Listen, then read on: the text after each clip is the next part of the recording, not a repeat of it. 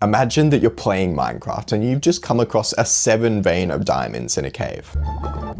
And you mine them up and you're really, really happy about your 7 diamonds, but you really wanted 8 diamonds because you wanted to make a chest plate.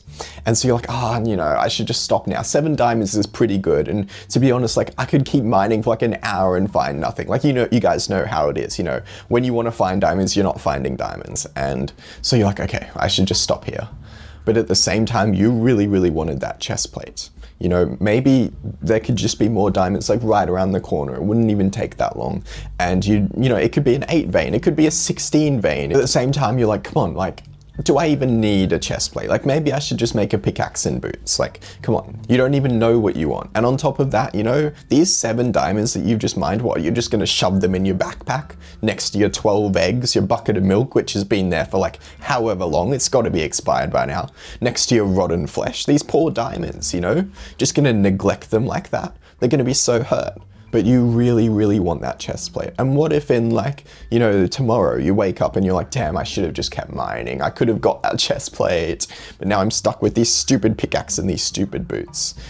And the doubt is just tearing you apart. You just don't know what to do. And it makes this whole mining experience, you don't even want to play Minecraft anymore. So you just shut off the game.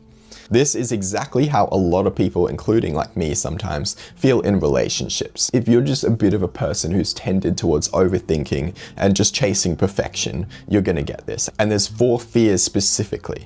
And so this is not your relationship is bad or anything. This is just coming from your mind. And so there's ways to fix it. And maybe your relationship isn't right for you.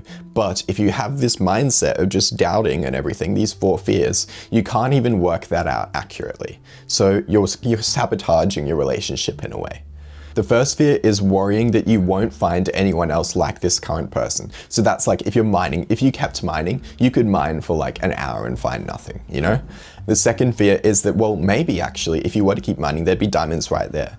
And maybe there'd be like tons of them. Maybe it'd be an 8 vein. So maybe there is someone out there who's better for you and it won't take ages to find them.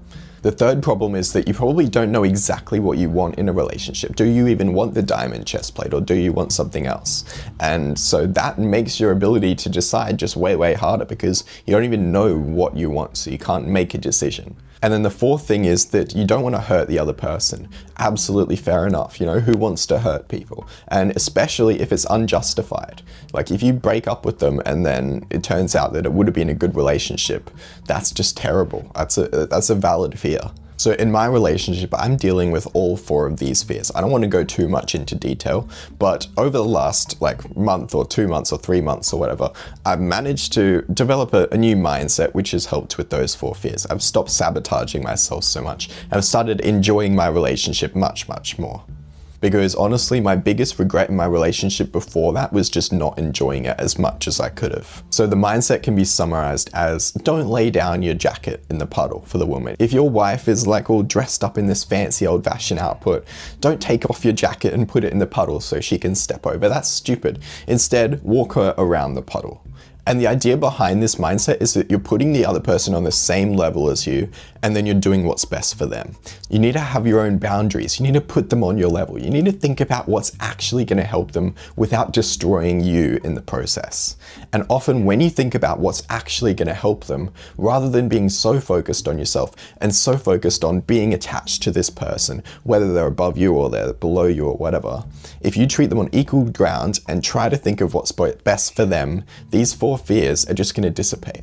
These 4 fears don't have some magical fix. There's nothing that will make them go away because they're a journey to figure out. It's a journey to figure out what you want in a relationship. It's a journey to figure out if you want someone better or if you're happy with who you're with and whether you want to keep dating for years and years or whether you want to put more effort into building the current relationship.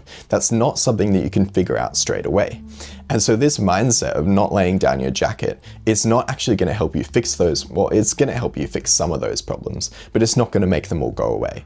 What it is going to do is it's going to make your relationship much stronger, make your communication better, make your thought process better, so that you can then begin the journey of working out these 4 questions. and working out what you really want without some clouded judgment. If you think about it, laying down your jacket for people is absolutely stupid. It doesn't actually help them that much. Realistically, their feet are still going to get wet through there. What it really is, it's just a gesture that you're willing to devote everything you have, even the stuff that you shouldn't devote, to them.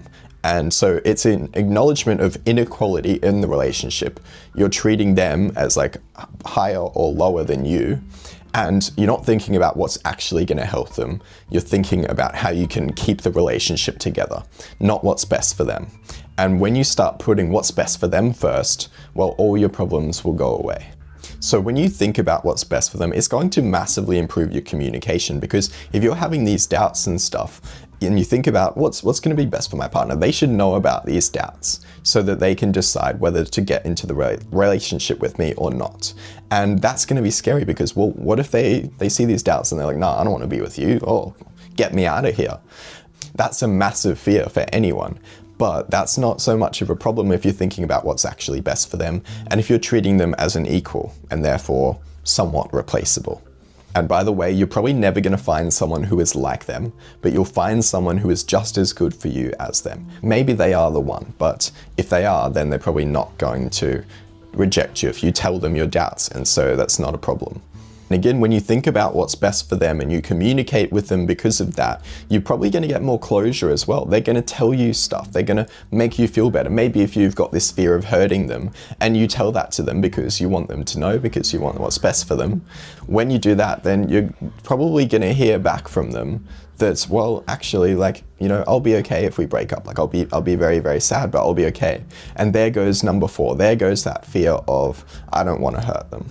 And just straight away, if you're thinking about what's best for the other person, there's no fear of what's going to hurt them because you want what's best for them in the long term. So if that means breaking up with them, well, that's the good thing to do. And communication with your partner about your doubts is always just going to resolve your thoughts, because dialogue is just a good way to resolve your thoughts rather than just thinking your thoughts in your own head. You're not going to spiral if you're talking with another person. Recognize when you're too attached and you're too focused on yourself. Be willing to let stuff go. Be willing to hold on to your jacket instead of ruining it. Be willing to think about, okay, this is actually what's going to help them. I'm going to walk them around the puddle. I'm going to carry them over the puddle maybe.